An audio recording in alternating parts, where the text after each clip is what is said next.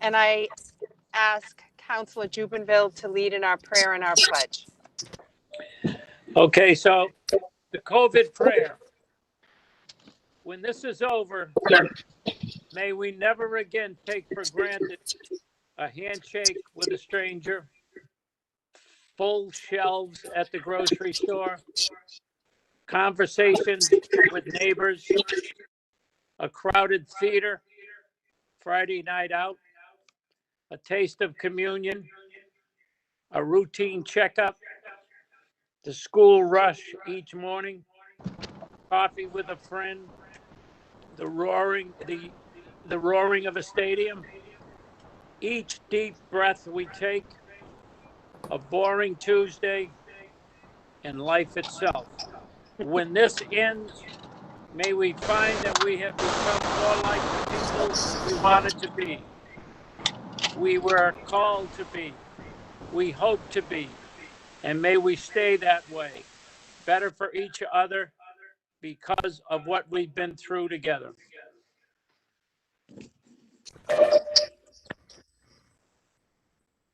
Amen. I pledge allegiance Pledge allegiance to the flag to the flag of the United States of America, to the republic for which it stands stands, one one nation, nation, under indivisible, God, justice for all. I recognize Councilor Kennedy for a motion to record advice and consent for the financial warrant. So moved, Governor. Second. All in favor, say aye. Aye. Aye. Discussion. Councilor Devaney, I don't know. Can you hear me, Lieutenant Governor? I can hear you. Okay, thank you. I have a question on Schedule C on 280, 279, environmental challenge. I just like some information on that, if you can get that to me. Various environmental facilities, all more particular described in Schedule B, but there's nothing described in Schedule B on this, so I just wanted that information. And on another note, as a point of, well, it's a question, but it's a point of information. On the JNC, the Judicial Nominating Committee Commission's applications, it's been changing a few things here and there. And I just want to know, as a point of information, when changes are made, when different questions are added or changed or omitted, who makes the approval? Do the governor look at these as they're changed? Because the governor's council gets no notice that they're changed. I'm not going to go into any of them, but I'll mention two. One example is a new question that just came up recently on the JNC to the nominees to report anything about their family members, okay? Now, I'm not going to get into that, but I don't think your family member has anything to do with the nominee. Okay, let that go. But the other one that I'm going to just point out, I won't take up the time, is for years, the questionnaire has asked the nominee to list five significant cases or transactions.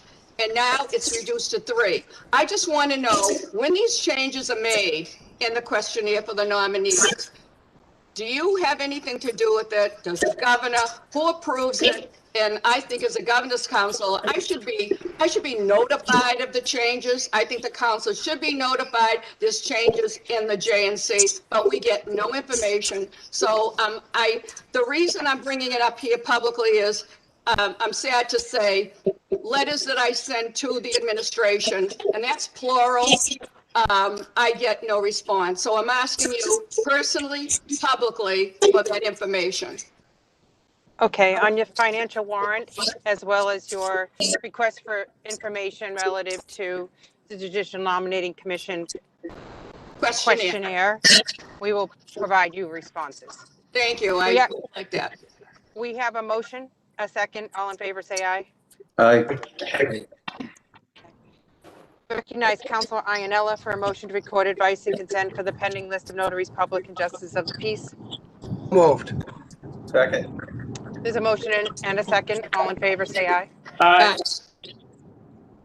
I recognize Councilor Devaney for a motion to record advice and consent for the appointment of James M. Murphy to the position of Associate Justice of the Newton District Court. Lieutenant Governor, I am very honored to make the motion for James Murphy to the District Court, a judicial appointment.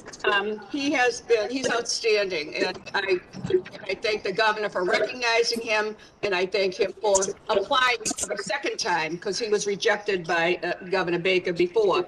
He has been assistant clerk magistrate, he's been in private practice, assistant district attorney. He is outstanding, and he has criminal experience, civil experience that we look for. And the thing is that he has been recognized, and I have received so much calls and letters. Judge Maida, Judge Machera testified for him, and Trey Lewis, a court officer, nearly 30 years, came and spoke about him. And I think the greatest simple statement for anyone to say about a nominee is what Trey said. He's a good person. And that's what we hear from everyone. And that's what we want, a good person who's honest. And they really need that in the Newton District Court. They've gone through a lot in the past, and he will be a breath of fresh air up there, believe me. So I make that motion. There's a motion. Is there a second? Second. We may begin the roll call. Council Kennedy, Yes. Council DePalo, Yes. Council Hurley, Yes. Ferreira, Yes. Council Jubinville, Great nomination, yes. Council Devaney, Yes. Council Iannella, Yes. Council Duff, Yes. you know, Governor. Thank you. I recognize Councilor Duff for a motion to record advice and consent for the appointment of Michael F. Hogan to the position of Clerk-Magistrate of the Lynn District Court. Thank you, Governor. It is with pleasure that I enter his name into nomination. There's a motion. Is there a second? Second. Okay. Second. There's a motion and a second. We may begin the roll call. Discussion, I said. Can you hear me, Lieutenant We will get Governor? from I asked. Ready for the roll call? Discussion. Can you hear me? Can you hear me, Councilor Lieutenant Governor? Devaney?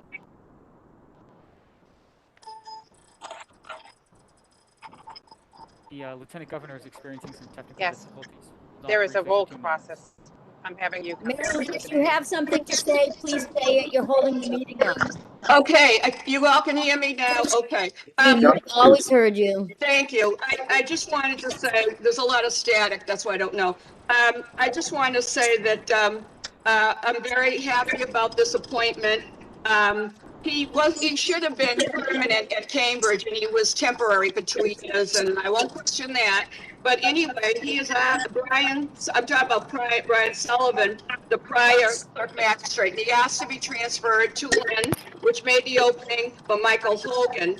And I thank him for applying again, because he was rejected. But he has supported people throughout the court and the bench and his colleagues. And I have received even from Clerk Magistrate Brian Lawler. He has the humility and empathy I look for, and he is taking care of his family as well as far as community service. And I'm very pleased to give him a today. Thank you. There's a motion and a second. We may begin the roll call. Council DePalo, No.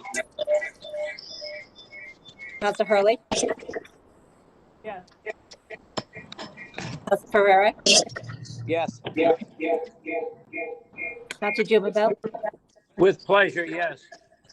Council Devaney, Yes. Council Iannella, Yes. Council Duff, Yes. Council Kennedy, Outstanding nominee, yes. 7-1, Governor. Okay, thank you. We have 2 nominations today. Whitney Brown has been nominated to the position of Associate Justice of the District Court. Councilor DePalo, this falls within your district. Do you have a date and time for the hearing? Yes, we'd like to schedule that for March 24th at 10 a.m. Okay, March 24 at 10 a.m. Kevin Smith has been nominated to the position of Associate Justice of the Land Court. Councilor Devaney, do you have a date and time for his I was ready to say the 24th, but now my colleague has, so want the next Wednesday, and I don't have my calendar. If that's the 24th, that would be, someone help me out, what date would that be? 31st. So that would be March 31st. At what March, time? okay, March 31st at 11 a.m. For Kevin Smith. Okay. Kevin Smith. Okay, thank you very much. We appreciate your hard work. Thank you, Councilor Jubinville, for your prayer. And I wish you all a safe, healthy, and happy day. That concludes our business. Stay safe. Thank you. Governor. Thank you. Thank you all for coming. I appreciate it. Thanks, Bobby. See you later. Everybody stay safe. Congratulations, Chris, on your new baby. Thank you.